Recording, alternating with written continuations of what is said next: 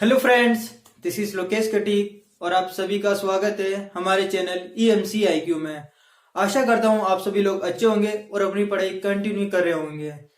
तो आज की वीडियो में हम सीखेंगे परमाणु कक्षकों में इलेक्ट्रॉन भरना। हमने इससे रिलेटेड एक वीडियो पहले ही पढ़ ली है, जिसके अंदर मैंने परमाणु कक्षक में इलेक्ट्रॉन भरने के नियम बताए थे। हमने 4 नियम पढ़े थे। अबाव का नियम, N+L का नियम, फिर हमने पढ़ा पाउली का नियम और फिर हमने पढ़ा हुंड का नियम। ये चार नियम हम पढ़ चुके हैं। तो आज की वीडियो में हम पढ़ेंगे कि कैसे कक्षकों में इलेक्ट्रॉन भरे। उन नियमों की सहायता से हम इलेक्ट्रॉन भरेंगे। तो आप पहले वो वाली वीडियो देख लेना, तो आपको वो नियम समझ में आ जाएंगे, है ना। तो आज की वीडियो में हम केवल इलेक्ट्रॉन भरने सीखेंगे कि कैसे इलेक्ट्रॉन भरते हैं। ठीक है, तो चलिए शुरू करते हैं और बस देखते हैं कि कैसे इलेक्ट्रॉन भरते हैं। देखो, इलेक्ट्रॉन भरते हुए एक सीक्वेंस में भरते, एक सीक्वेंस होता है, उसके अनुसार भरते हैं। जैसे पहले 1s आता है, फिर 2s आता है, फिर 2p आता है, फिर 3s, फिर 3p, फिर 4s, फिर आता है 3d, फिर आता है 4p, फिर आता है आपके 5s और ऐसे ऐसे आपके आगे आगे चला आता है। तो ये सीक्वेंस आपको ध्यान रखना पड़ता है। ये सीक्वेंस कैसा आता है? ये सीक्वेंस आता है आपके अबाव के नियम से। अबाव के नियम में क्या कहता है कि इलेक्ट्रॉन पहले निम्न ऊर्जा स्तर वाले कक्षक में भरे जाते हैं और उसके बाद उच्च ऊर्जा स्तर वाले कक्षक में भरे जाते हैं। तो मैं आपको एक तरीका बताता हूं कि कैसे आप मतलब इनको याद रख सकते हो, है ना। वो देखना, वो छोटा सा और आपको जल्दी समझ में आ जाएगा। देखो, आपको क्या करना है, आपको ऐसे लिखना है 1s, फिर लिखो आप 2s 2p, फिर आप लिखो 3s 3p 3d, फिर आप लिखो 4s 4p 4d 4f, फिर लिखो आप 5s 5p 5d और 5f। उसके बाद में आप लिखो 6s 6p 6d और 6f और फिर लिखो आप 7s 7p 7d और 7f। इस तरह से आपकी जो कॉपी है उसके अंदर वो जो लाइन है उनके अंदर ऐसा लिखो और फिर क्या करो, आप इनको थोड़ी डिजाइन बना दो, ऐसे घोड़ा घोड़ा कर दो कि सबको और अच्छा लगेगा। जरूरी तो नहीं है पर ऐसा अच्छा लगेगा।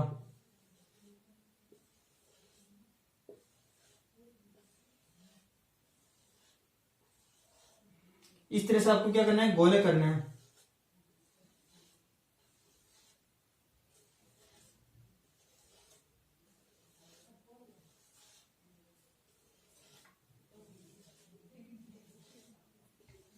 ठीक है, इस तरह से आपने कर लिया। अब क्या करना है आपको, आपको समांतर रेखाएं खींचनी है। समांतर रेखाएं मतलब इस तरह से,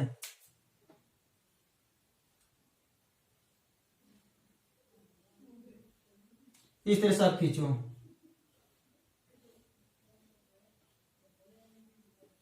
स्केल की सहायता से लो और एकदम समांतर रेखाएं खींचो।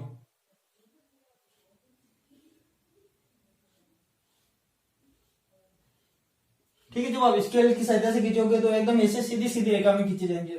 इसके बाद में ऐसे ये आगे चलते जाएंगे, है ना। और फिर क्या करना, आपको ऐसे निशान बनाना है।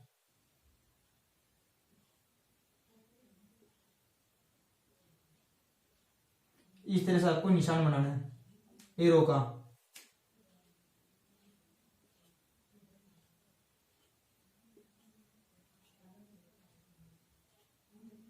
ठीक है, ये एरो का निशान बना लिया। हो गया ये।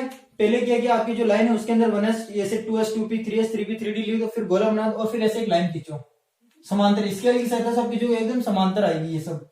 ठीक है, ये हो गया। अब देखो सीक्वेंस कैसे बनता है, इनका जो क्रम होता है वो कैसे बनता है। वैसे इनमें ऊर्जा का जो क्रम होता है ना वैसे होती है ऊर्जा बढ़ता हुआ क्रम में, ऊर्जा का बढ़ता हुआ क्रम, है ना। ये ध्यान रखना कि परमाणु जो कक्षक होते हैं उनमें इलेक्ट्रॉन भरा जाता है, तो परमाणु कक्षकों के बढ़ते ऊर्जा क्रम में लिखते हैं ना। तो देखो, पहला आपके क्या रहा है, 1s आ रहा है, इधर लिखो 1s। फिर क्या रहा है, देखो 1s के बाद में ऐसे चलो यूं, फिर आ रहा है 2s। ठीक है, 2s के बाद में आप ऐसे चलो इस तरह से, तो क्या आ रहा है 2p। 2p के बाद में 3s। 3s के बाद में इधर से चलो 3p। 3p के बाद में 4s। देखो 4s के बाद में क्या रहा है 3d। 3d के बाद में 4p 5s, ये 4p ये 5s, 5s के बाद में क्या रहा देखो 4d, ये 4d, 4d के बाद में क्या रहा 5p, ये 5p, 5p के बाद में 6s, ये 6s, उसके बाद में 4f, ये 4f, 4f के बाद में 5d, ये 5d, 5d के बाद में 6p, ये 6p, और 6p के बाद में 7s, और इस तरह से आगे आपके चलते जाएगा। तो इस तरह से ये क्रम होता है, इलेक्ट्रॉन बनने का जो क्रम होता है वही यही होता है। पहले 1s आता है, फिर 2s आता है, फिर 2p, 3s, 3p, 4s, 3d, 4p, 5s, 4d, 5p, इस तरह से क्रम होता है, इनमें इलेक्ट्रॉन भरे जाते हैं। ठीक है, तो ये आपको समझ में आ गया। अगर ये समझ में आ गया हो तो आपके लिए आगे बिल्कुल सिंपल है। ठीक है, और अब आपको कुछ बातें जो आपको पहले पता है ऑलरेडी, मैंने आपको क्वांटम नंबर में बता रखी है, फिर भी देख लो। s के अंदर अधिकतम 2 इलेक्ट्रॉन आ सकते हैं, s के अंदर अधिकतम 2 इलेक्ट्रॉन आ सकते हैं, p के अंदर 6 इलेक्ट्रॉन आ सकते हैं, d के अंदर 10 इलेक्ट्रॉन आ सकते हैं, और f के अंदर 14 इलेक्ट्रॉन आ सकते हैं। ये बात आपको पहले ही पता है, मैंने क्वांटम नंबर में बता रखी। मतलब इसके अंदर अधिकतम कितने इलेक्ट्रॉन आ सकते हैं 2 इलेक्ट्रॉन। मतलब अगर मैं इसको लिखना चाहूँ 1s को, तो मैं किसको लिखूंगा, जैसे 1s के अंदर 2 इलेक्ट्रॉन है तो इसके अंदर 1s2, ऐसे नहीं मैं अगर 3 कर दूं, नहीं, इसके अंदर केवल कितने इलेक्ट्रॉन आते हैं 2 इलेक्ट्रॉन, ये 2 इलेक्ट्रॉन। ये क्या चीज बताती है, इलेक्ट्रॉन को बताती है। ऊपर जो ये क्या बताती है, इलेक्ट्रॉन को। ठीक है, आपको समझ में आया। एस के अंदर 2 इलेक्ट्रॉन, पी के अंदर 6 इलेक्ट्रॉन, डी के अंदर 10 इलेक्ट्रॉन, और एफ के अंदर 14 इलेक्ट्रॉन, ये अभी ध्यान रखना है। अब देखो मैं आपको कुछ पहले नंबर से आपको ये इलेक्ट्रॉनिक विन्यास समझाता हूं, उसके बाद में मैं आपको परमाणु से बताऊंगा, है ना। ये वाली चीज मैं मिटा रहा हूं।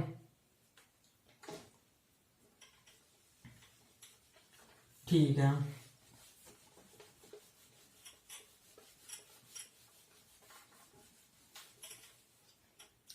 देखो अभी आप ऐसा मत देखो कि कोई परमाणु ले ले, जैसे सोडियम ले ले, क्लोरीन ले ले, मैग्नीशियम ले ले, ऐसा कुछ मत लो। अभी जैसे फॉर एग्जांपल मैंने बोला कि आपके पास में 16 इलेक्ट्रॉन है, कितने इलेक्ट्रॉन है 16 इलेक्ट्रॉन, और आपको इसको इलेक्ट्रॉनिक विन्यास बताना है। देखो 16 इलेक्ट्रॉन है, 16 इलेक्ट्रॉन में से देखो पहले क्या था 1s के अंदर कितने इलेक्ट्रॉन आते हैं 2, उसके बाद में 2s के अंदर भी कितने इलेक्ट्रॉन आते हैं 2, फिर आता है 2p के अंदर कितने इलेक्ट्रॉन आ सकते हैं मैक्सिमम 6, इसके बाद में 3s के अंदर कितने इलेक्ट्रॉन आएंगे 2, फिर आ रहा है 3p के अंदर कितने इलेक्ट्रॉन आ सकते हैं 6। अब देखो इलेक्ट्रॉन गिनो एक बार, 2 2 4 और 6 10, 2 12 और 12 6 18, जबकि हमारे पास में इलेक्ट्रॉन कितने 16 ही है।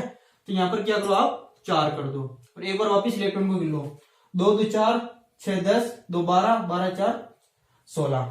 ठीक है, ये हो गया। फॉर एग्जाम्पल आपको बोला है कि आपके पास में 20 इलेक्ट्रॉन है, 20 इलेक्ट्रॉन को पढ़ो। ये भी सीक्वेंस, पहले 1s के अंदर 2 इलेक्ट्रॉन, फिर 2s के अंदर 2 इलेक्ट्रॉन, फिर 2p के अंदर 6 इलेक्ट्रॉन, 3s के अंदर 2 इलेक्ट्रॉन, 3p के अंदर 6 इलेक्ट्रॉन गिनो एक बार, 2 2 4 2 6 6 2 12 12 6 18 के बाद में देखो 3p के बाद में क्या रहा 4s के अंदर 2 इलेक्ट्रॉन, तो ये आपके हो गए 20 इलेक्ट्रॉन। ठीक है, ये आपको समझ में आ गया, इस तरह से इलेक्ट्रॉन पढ़ना है। कौन सा भी दादा, अभी मैं आपको कोई तत्व का नहीं बता रहा हूं, अभी मैंने आपको क्या नॉर्मल संख्या का बताया। आपको अगर 25 बोले 25 इलेक्ट्रॉन का बताओ, है ना, 25 इलेक्ट्रॉन का, तो देखो 1s2 2s2 हमको पता ना 20 तक तो यही है, 2p6 3s2 3p6 4s2 20 यहां पर हो गया। और 4s के बाद में क्या आता है 3d के अंदर कितने इलेक्ट्रॉन आ सकते हैं, डी के अंदर इलेक्ट्रॉन आ सकते हैं 10। हमारे पास में कितने अभी देखो 2 2 4 2 6, यहां तक तो 20 हो गया, आपको पता है। अब हमारे पास में कितने 25 इलेक्ट्रॉन 5 और बचे, तो ये 5 इलेक्ट्रॉन। तो इस तरह से इलेक्ट्रॉनिक विन्यास को दर्शाते हैं। ठीक है, तो ये तो मैंने आपको किसे दर्शा दिया, ये मैंने आपको कोई संख्या लेकर बता दी, 16 इलेक्ट्रॉन है, 20 इलेक्ट्रॉन है, 25 इलेक्ट्रॉन है। अब हम तत्वों का निकालते हैं, 1 से लेकर 30 तत्वों तक का इलेक्ट्रॉनिक विन्यास निकालते हैं, है ना। ठीक है, पहले मैं इसको मिटा रहा हूं, उसको भी बना रहने देते, जब मिटाना होगा तब मैं मिटा दूंगा। फॉर एग्जाम्पल देखो 1 से लेकर 10 होता है hydrogen, helium, lithium, beryllium, boron, carbon, nitrogen, oxygen, fluorine और नियोन।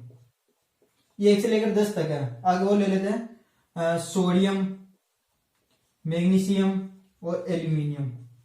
इसका इलेक्ट्रॉनिक विन्यास जैसे बात करें 1 2 3 4 5 6 7 8 9 10 11 12 और 13। अभी हम 13 तक कर रहे हैं ना।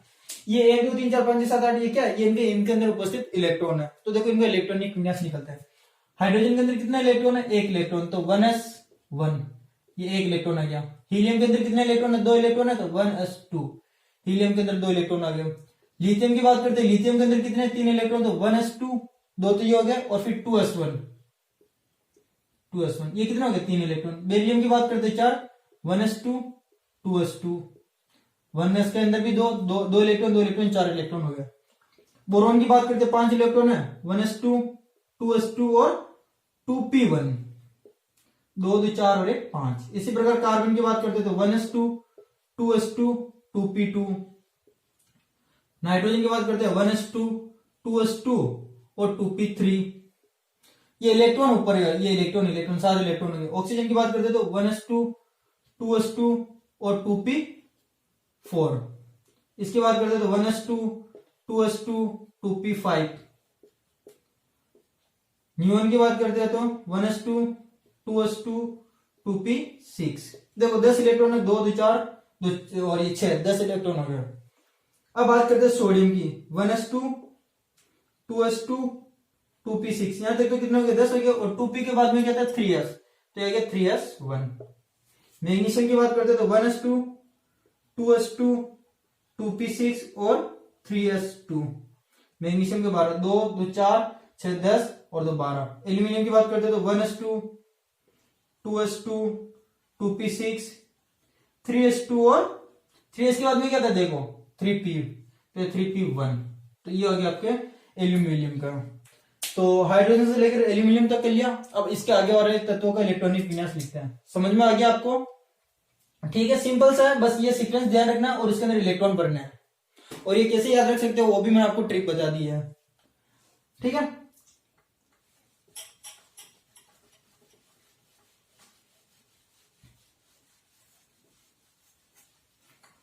अब हम निकालते, देखो 20 तक जो तत्व है उनका तो आप निकाल लोगे। इसके बाद में 20 से जो आगे आते हैं उनका देखो 21 है ना।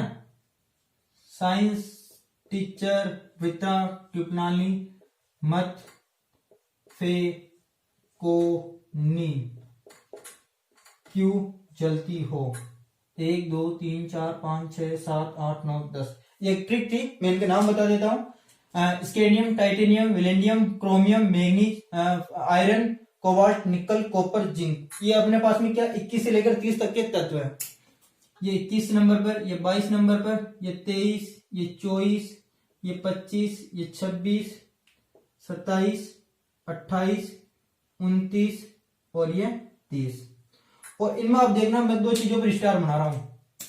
एक तो मैं क्रोमियम 24 पर स्टार बना रहा हूं और एक मैं बना रहा हूं कॉपर पर। इन 2 पर मैं स्टार बना रहा हूं। क्यों बना रहा हूं वो बाद में बता दूंगा, पहले इनका इलेक्ट्रॉनिक विन्यास लिखते हैं। देखो स्केडियम का क्या होगा, इसमें कितने इलेक्ट्रॉन 21 है, तो देखो 1s2, 2s2, 2p6, 2p6, 3s2, 3p6 4s2। कितना हो गया देखो 2 2 4 10 12 18 20। अब कितने चाहिए, एक और चाहिए, और इसके बाद में 4s के बाद में क्या था 3d, तो आ गया 3d1 हो गया 21 इलेक्ट्रॉन। अब जैसे इसके अंदर भी बात करनी है तो देखो 1s2, 2s2, 2p6, 3s2, 3p6, 4s2 और 3d2 हो गया। 2 इलेक्ट्रॉन यहां पर थे, 2 इलेक्ट्रॉन यहां पर आ गए। अब देखो सेम चलेगा 1s2, 2s2, 2p6, 3s2, 3p6, 4s2 और 3d3। यहां पर अभी इसका देखना क्रोमियम का 1s2, 2s2, 2p6, 3s2, 3p6, 4s2 और 3d4। ये हो गया, ये इसका इलेक्ट्रॉनिक विन्यास हो गया। लेकिन मैंने यहाँ पर स्टार लगाया है, इसका मतलब इसके अंदर कुछ खास है। ये इलेक्ट्रॉनिक विन्यास वैसे गलत है। क्या है, गलत है। लेकिन अभी आप ये ध्यान रखो, मैं बताता हूँ गलत क्यों है और सही क्या है। ये भी क्या है, गलत है। वापस कह रहा हूँ ये गलत है, सही मैं भी बताऊंगा। अब देखो मैं इसका डायरेक्टली लिख रहा हूँ। इसका हो गया, देखो ये सब सेम संख्या है। यहाँ पर क्या आएगा 4s2 और 3d5। इसके अंदर क्या होगा 4s2 और 3d6। एक एक इलेक्ट्रॉन यहां पर बढ़ता जा रहा है डी के अंदर। इसके अंदर भी यही होगा 4s2 और 3d7। सेम इसके अंदर भी होगा 4s2 और 3d8। इसके अंदर भी यही होगा 4s2 और 3d9, और इसका होगा 4s2 और 3d10। ठीक है, ये इलेक्ट्रॉनिक विन्यास मैंने आपको बता दिया 30 तक के। लेकिन अब क्या है, यहाँ पर दो तत्वों में गड़बड़ है, एक तो आपके क्रोमियम में और एक आपके कॉपर में। ये मैंने जो इलेक्ट्रॉनिक विन्यास लिखा नहीं, दोनों ही गलत है, दोनों ही गलत है। तो सर इनका सही इलेक्ट्रॉनिक विन्यास क्या है? इनका जो सही इलेक्ट्रॉनिक विन्यास है क्रोमियम और कॉपर का जो सही इलेक्ट्रॉनिक विन्यास है वो ये है। देखो यहाँ पर तो हो जाता है आपके 4s1 और ये हो जाता है d5, ठीक है, और यहां पर भी हो जाता है 4s1 और यहां हो जाता है d10, 3d10। कहां पर गड़बड़ थी? क्रोमियम में और कॉपर में थी। 4s1 हो गया, 3d10 हो गया, 4s1 हो गया, d5 हो गया। ओके, ये एकदम सही इलेक्ट्रॉनिक विन्यास है। ये आपको बात पता रखनी है, यहाँ पर क्रोमियम और कॉपर के अंदर क्या अपवाद है, इनको अपवाद कहते हैं। कि बाकी समय तो देखो इलेक्ट्रॉन सही से भरे जा रहे हैं, लेकिन इसके अंदर d5 हो गया, जबकि यहाँ पर d4 होने चाहिए थे। अब आप जानना चाहोगे कि सर ऐसा क्यों होता है कि यहाँ पर d5 हो गया और यहाँ पर एक इलेक्ट्रॉन कम हो गया? तो इसका ये और इसका तो मैं आपको रीजन बता सकता हूँ, लेकिन ऐसे बहुत सारे आगे तत्व है, जैसा आप ब्लॉक पढ़ोगे और डी ब्लॉक के तत्व पढ़ोगे ना, उनके अंदर बहुत सारे ऐसे अपवाद ही अपवाद है। तो लेकिन इन दोनों का तो मैं आपको रीजन बता सकता हूँ, उनका बताना पॉसिबल नहीं होता, क्योंकि उनको एक्सपेरिमेंट करके बताया गया, प्रयोग करके निकाला गया है। ऐसा कोई खास रीजन नहीं होता कि इसके अंदर क्यों हो रहा है। लेकिन इसके अंदर क्रोमियम और कॉपर के अंदर मैं आपको बता सकता हूँ कि ऐसा क्यों होता है। देखो केमिस्ट्री में एक नियम है कि जो अर्धपूरित और पूर्णपूरित कक्षक होते हैं, जो अर्धपूरित और पूर्णपूरित कक्षक होते हैं, उनका स्थिति अधिक होता है। मैंने क्या बोला? अर्धपूरित एंड पूर्णपूरित कक्षक, जो अर्धपूरित और पूर्णपूरित कक्षक होते हैं, अर्धपूरित और पूर्णपूरित कक्षक होते हैं, इनका स्थायित्व अधिक होता है, इनका स्थायित्व अधिक होता है, ये अधिक स्थायी होते हैं। ये एक नियम है, अर्धपूरित पूर्णपूरित कक्षक अधिक स्थायी होते हैं। देखो अर्धपूरित का मतलब क्या है, पूर्णपूरित का मतलब, पूर्णपूरित का मतलब देखो एस है, एस के अंदर अधिकतम कितने इलेक्ट्रॉन आ सकते हैं? 2 आ सकते हैं। पी है, पी के अंदर अधिकतम कितने इलेक्ट्रॉन आ सकते हैं? 6। डी के अंदर 10 और एफ के अंदर 14 इलेक्ट्रॉन आ सकते हैं। तो देखो ये पूर्ण भरे हुए हैं, अब इनमें आप चाहकर भी इलेक्ट्रॉन नहीं भर सकते हो। एस के अंदर 2 इलेक्ट्रॉन आ सकते हैं, पी के अंदर 6, डी के अंदर 10 और एफ के अंदर 14 ये आ सकते हैं। ये तो पूर्ण पूरित है। अर्धपूरित की बात करें तो देखो 4s1 इसका आधा, पी का आधा 3, डी का आधा 5 और एफ का आधा 7। तो ये क्या है? ये अर्धपूरित है। और जो अर्धपूरित और पूर्णपूरित कक्षक होते हैं उनका स्थायित्व क्या होता है? ज्यादा होता है। अर्धपूरित और पूर्णपूरित कक्षकों का स्थायित्व ज्यादा होता है। तो देखो अब इनमें क्या लॉजिक लगा, क्रोमियम और कॉपर में क्या लॉजिक लगा, वो मैं आपको बता रहा हूं। नियम ध्यान रखना, अर्धपूरित पूर्णपूरित कक्षकों का स्थायित्व अधिक होता है। देखो क्या है, क्रोमियम, क्रोमियम के अंदर वैसे इलेक्ट्रॉनिक विन्यास होना चाहिए था 4s2 और 3d4, बट ऐसा होता नहीं है। क्रोमियम का होता क्या है 4s1 और 3d5, ये सही है। अब ये होने का रीजन क्या है? देखो अगर मैं इसकी बात करूं, इसके अंदर इलेक्ट्रॉन कैसे भरे हुए? ये एस के 2 इलेक्ट्रॉन और डी के 4 इलेक्ट्रॉन की बात करते हैं, तो डी के अंदर कितने इलेक्ट्रॉन होते हैं? डी के अंदर 10 होते हैं, इसके अंदर 4 है, 1 2 3 4, ठीक है। ये है मतलब डी क्या है, डी को अगर अर्धपूरित करना है, एस तो पूर्ण पूरित है, इसमें कोई टेंशन, लेकिन अगर डी को पूर्ण पूरित करना है तो अगर इसके अंदर 1 इलेक्ट्रॉन और आ जाए तो इसके अंदर भी तो d5 हो जाएगा, और जब ये d5 हो जाएगा तो ये भी अर्धपूरित हो जाएगा, और अर्धपूरित कक्षकों का स्थायित्व अधिक होता है। अभी यहाँ पर क्या है, एस तो जो है ना वो स्थायी है, लेकिन ये d4 है ना वो स्थायी नहीं है। ये क्या चाहता है कि मैं स्थायी हूं, तो ये क्या करता है कि यहाँ से जो ये इलेक्ट्रॉन है ना वो जंप करके यहाँ पर आ जाता है। तो देखो sb1 हो जाता है 4s1 और dp क्या हो जाता है 5 हो जाता है, ये वाला इलेक्ट्रॉनिक विन्यास हो जाता है। तो देखो sb अर्धपूरित है, dp अर्धपूरित है, इसलिए इनके कक्षकों का स्थायित्व क्या होता है? अधिक हो जाता है, ये अधिक स्थायी हो जाते हैं। क्रोमियम ये अधिक स्थायी हो जाता है, ठीक है। इसी प्रकार जैसे कॉपर के अंदर, कॉपर का विषय अभी होता है क्या है 4s2 और 3d9, बट ये क्या है गलत है, रियल होता है 4s1 3d10। कॉपर का ये रियल है 4s1 और 3d10, रीजन वही है। देखो अगर ये वाला होता तो इलेक्ट्रॉनिक विन्यास क्या होता, ये 2 इलेक्ट्रॉन एस के और डी के, देखो 9 इलेक्ट्रॉन, 1 2 3 4 5 6 7 8 9। देखो अगर है ना कहीं से इसको अगर 1 इलेक्ट्रॉन इसको मिल जाए, 1 इलेक्ट्रॉन इसको और मिल जाए, तो ये देखो ये क्या हो जाएगा, डीपी पूर्ण पूरित हो जाएगा और पूर्ण पूरित कक्षकों का क्या होगा, स्थायित्व अधिक हो जाएगा। तो ये जो इलेक्ट्रॉन है ना यहां से जंप कर कर यहां आ जाता है और ये क्या हो जाता है 3d10 और ये हो जाता है 4s1। तो ये क्या हो जाता है स्थायी हो जाता है। तो ये स्थायी होने के चक्कर में क्या करता है एक इलेक्ट्रॉन का जंप इधर हो जाता है और ये स्थायी हो जाता है। इसलिए इनके इलेक्ट्रॉनिक विन्यास के अंदर ऐसा होता है कि यहाँ पर 3d5 आ जाता है और यहाँ पर 3d10 आ जाते हैं। ठीक है, ये 30 तक इलेक्ट्रॉन कहते हैं, 30 तक तत्व कहते हैं। आप इससे आगे तत्वों के भी निकाल सकते हो, लेकिन उनके अंदर भी कुछ के अंदर अपवाद है जिससे हम ऐसे अपवाद है। ठीक है, तो ये आपको समझ में आ गया होगा कि कैसे इलेक्ट्रॉनिक विन्यास लिखते हैं। आपको ये सीक्वेंस ध्यान रखना है। और इसके अंदर 2 इलेक्ट्रॉन, इसके अंदर 6 इलेक्ट्रॉन, इसके अंदर 10 इलेक्ट्रॉन और एफ के अंदर 14 इलेक्ट्रॉन भर सकते हैं। ओके, तो आप ये कर सकते हो आसानी से। अब ये तो हो गया क्या होता है कि हमने परमाणु का कर लिया। अब अगर आयन आए तो क्या करें, आयन का मतलब मैं समझाता हूं, मिटा दो इसको। ठीक है,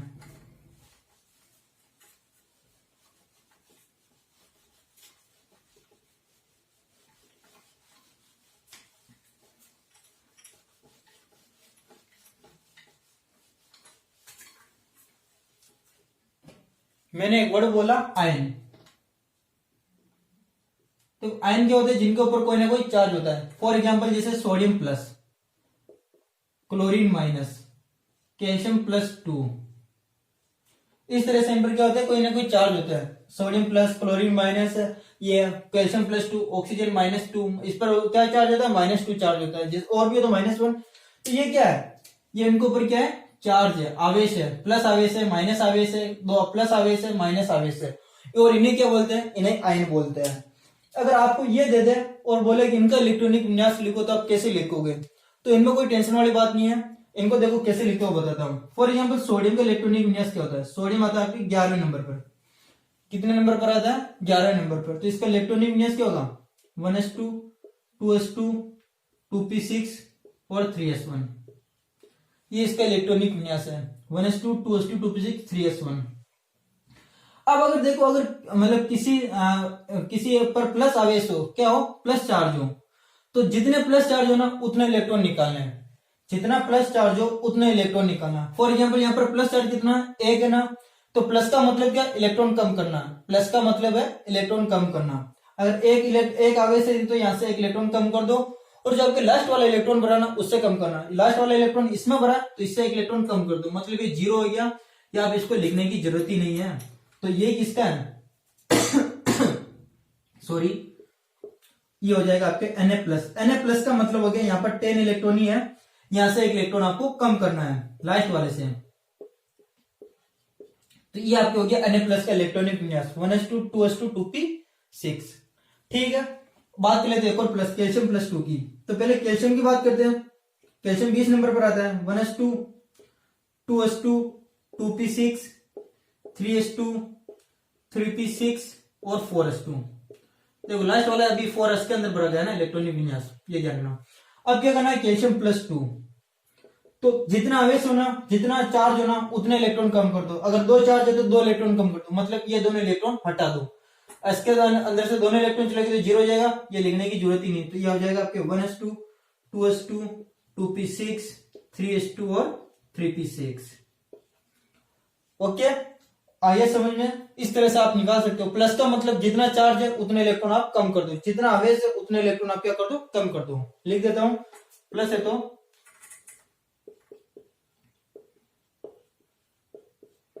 का मतलब है इलेक्ट्रॉन कम करना, जितना चार्ज है उतना इलेक्ट्रॉन कम करना। और अगर माइनस है, माइनस आवेश है, तो इसका मतलब है इलेक्ट्रॉन बढ़ाना।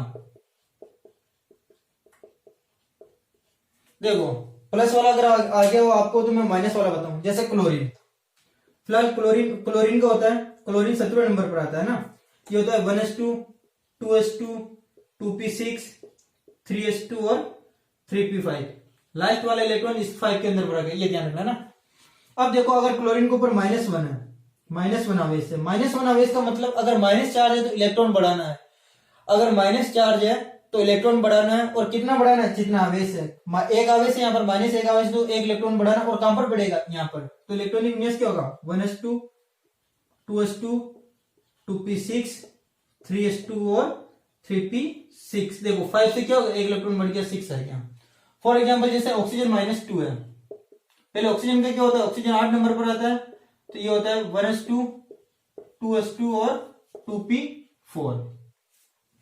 ठीक है, अब इस पर कितना चार्ज है, -2 चार्ज है, मतलब आपको क्या करना है, इसके अंदर 2 इलेक्ट्रॉन और जोड़ने हैं, माइनस इसका मतलब आपको क्या करना है, 2 इलेक्ट्रॉन और जोड़ने हैं।